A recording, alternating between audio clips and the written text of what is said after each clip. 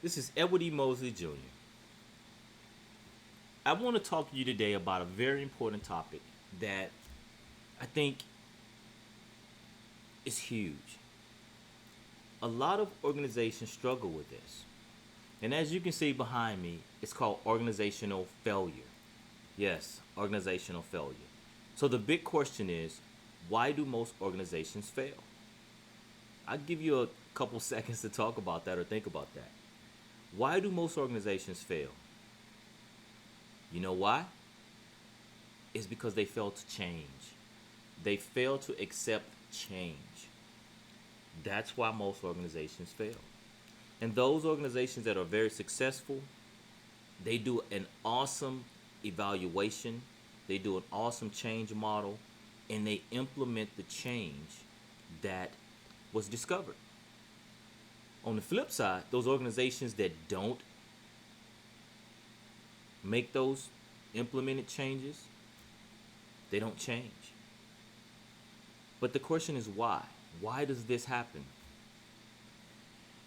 How many of you all even sit down at meetings? You have, multiple discussions. You have identified some problem areas. You have talked about this in at multiple levels. You've even came up with plans that you've outlined of the change that you're going to make. You've even thought of a target date on when you want to start the plan and when you want to see the change in effect. And you've even went to the extent of allowing yourself time for this change to take place and to even see the results of the implemented plan that you have set in place. So what happens? Why is it that you go through all of these, strategic planning meetings? You go through all of these moments where you identify issues and nothing changes. Again, I go back to the main point. The reason most organizations fail is because they fail to change. Now, this concept is not new. I want to bring you back to a German scientist, psychologist by the name of Kurt Llewellyn. Back in the 1950s, he developed a concept which is 3 stages. And in these 3 stages, he talked about the unfreezing, movement toward the change, and refreezing. I'll say those 3 again. Unfreezing, movement, the movement toward the change, and then refreezing. So let's talk about that. What does that really mean? So when we get into this unfreezing piece, we talk about a couple things that we recognize, right? During this first stage of this change, I like to call it the change model. During this change model, the C in change talks about what? Challenging the current state. During this stage, we have did what?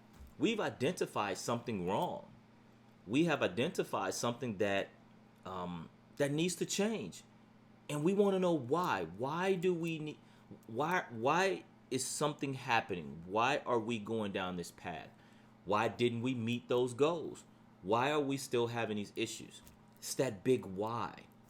But we're challenging the current status. We see something that's going on, and we're going to challenge it. And what do we do during this stage? We gather data. We look at what happened last pay period. We look at what happened last week. We look at what happened last month. And we go all the way back. In some organizations, some units, some sections have historical data. And they go all the way back to as far as they can go back to try to figure out what they did in the past, how it worked in the past, and how they want to use that data to move toward the future. Here's the first problem with that. You're looking at data that could be old. You're looking at data that could be relevant at the time that it was collected. You're looking at data that is not relevant to the future. Meaning, you're looking at data that could have been collected using old survey models or looking at data that could have been collected using certain data points that are not relevant or even important today, you know. So we look at this current data and we challenge it. We point fingers, and some of us even become defensive. We become defensive in that the finger, the eye, everybody is looking at us in the organization, right? But then what happens? We establish a sense of urgency. When do we want this done? When do we want this fixed? Because we can't be the section, that unit, or that person that continually shows bad. So we develop this sense of urgency. We got to fix it today. We're going to start working long hours. We're not going home until it's fixed. Here's your problem. We're going to fix it. Yeah, that sense of urgency. We got to fix it now. What else do? We got to determine the level of readiness. But it takes us time to get there. Are we ready for change? I may be ready as the CEO or the consultant that comes into your organization and I find these issues or find these problems, I identify these problems, but are you ready to accept them? Is your entire staff ready to accept the change? You know, it's not even about the change that we're looking at right now. Are you even ready to accept the identified deficiencies?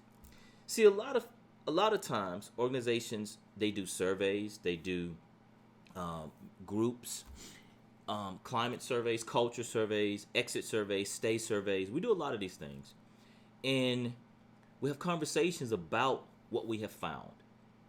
And let's say if there's 10 items that we found and 8 of them are good, we constantly focus on those 8. We applaud those 8. We reward those 8. We talk about those 8. But we don't like the 2 that are deficient. We don't want to focus on those 2 because it shows our vulnerability. It shows our weakness.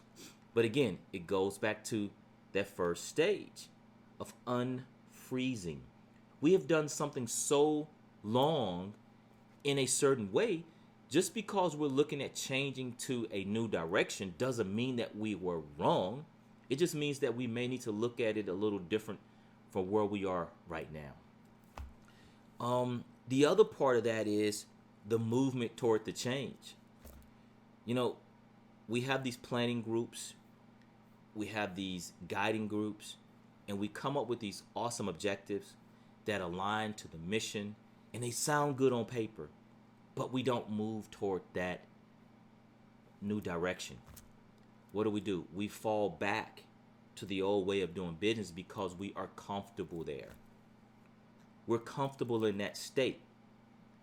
And we just, sometimes we can't get out of that comfortable zone. So we fall back to what we know. And then we never make it to the refreezing. We refreeze over the old ways. We talk about it, but we refreeze right back. That's the reason that most organizations fail, is because they fail to change. They identify everything, they see it, it's there, but they just don't move.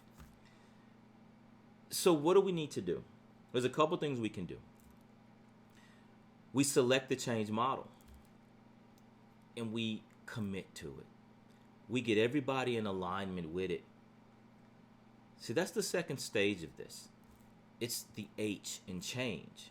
We harmonize and align our thoughts and our direction and our power and our energy. We select a change implementation team. We create goals and objectives that move us toward that, because we are doing what? We went from the why, we're moving toward the what. And during this change plan, most organizations stop communicating. They stop communicating. Again, this topic we can go on, and this is just the first stages of this. Make sure you continue to watch my page and check out my page. All of my social media platforms is Edward E. Mosley Jr. Edward E. Mosley Jr. Instagram, Twitter, Facebook, my webpage, my YouTube page. It's Edward E. Mosley Jr. Again, most organizations fail because they fail to change. They're so comfortable in this process of what they currently do, to they get nervous, and they can't make the change. So again, if you want to reach me, check out my webpage, check out all my social media sites, just Edward E. Mosley Jr. Edward E. Mosley Jr. I hope this was was valuable. Again, there's 6 stages of this. We only talked a little bit about, we only got into a little information about, the first step is C, the C in change.